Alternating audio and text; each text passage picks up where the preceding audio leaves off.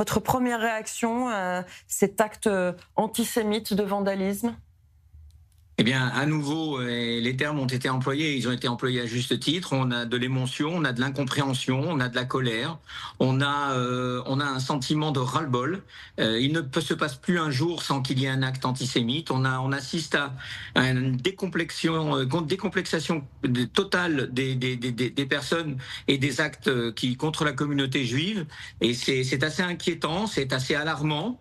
C'est un peu, malheureusement, on s'y attend dans le contexte ici en France où tout ce sujet de Gaza est complètement hystérisé par certains hommes politiques, et ce qui fait que nous sommes, nous, la communauté juive, stigmatisés. On a des cibles dans le dos, et encore donc vous avez très bien décrit ce qui s'est passé cette nuit.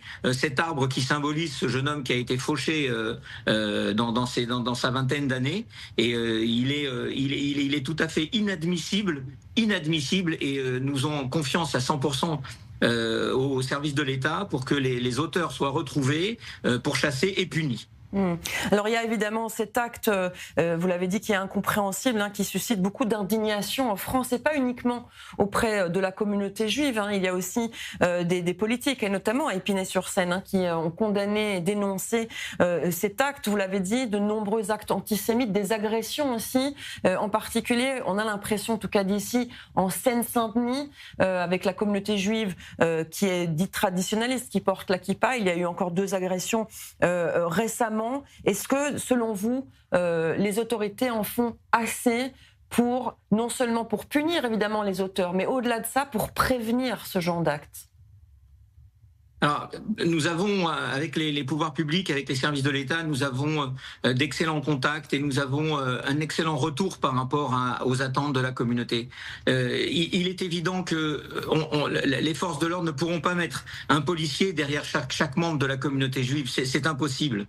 Ce qu'on attend, c'est un réveil national. C'est qu'à un moment, quelqu'un dise, et pas forcément quelqu'un de la communauté juive, qui dise « stop, ça suffit ». Ça suffit. Ce qui se passe à 4000 km d'ici est un drame des 2 côtés. Il suffit de demander. C'est pourtant très simple.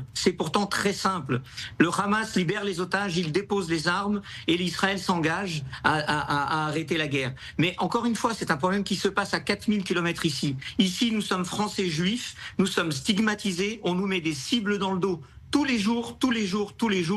Et encore une fois, malgré l'aide et malgré les mesures prises par les forces de l'ordre, on voit qu'on en arrive à des actes aussi abjects que s'en prendre à un arbre, à un olivier, un symbole de paix, pour le couper. Pourquoi faire? Qu'est-ce que ça apporte?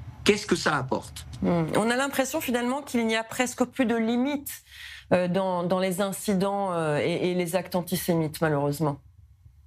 J'ai très peur. Je veux pas, si vous voulez, laisser libre cours aux angoisses d'une grande partie de la communauté juive. Mais on se demande jusqu'où on va aller. On a l'impression, je vous dis, que toutes les digues sont en train de sauter. On s'en est pris à des bâtiments, on s'en est pris à des lieux de mémoire, au mémorial de la Shoah. On s'en prend à des personnes âgées qui vont à la synagogue le plus dignement, le plus calmement possible. On s'en prend à des ados, on s'en prend à des étudiants. Mais où va-t-on? Toutes les digues sont tombées. On a l'impression aujourd'hui que l'antisémitisme, c'est devenu dans l'air du temps. On est antisémite parce que c'est à la mode, parce que ça fait bien, parce que voilà, c'est insupportable. Et il faut vraiment qu'il y ait un éveil national pour dire ça suffit, stop. Merci beaucoup en tout cas d'avoir réagi sur i24 News, en espérant que votre appel soit entendu, bien évidemment. Merci beaucoup.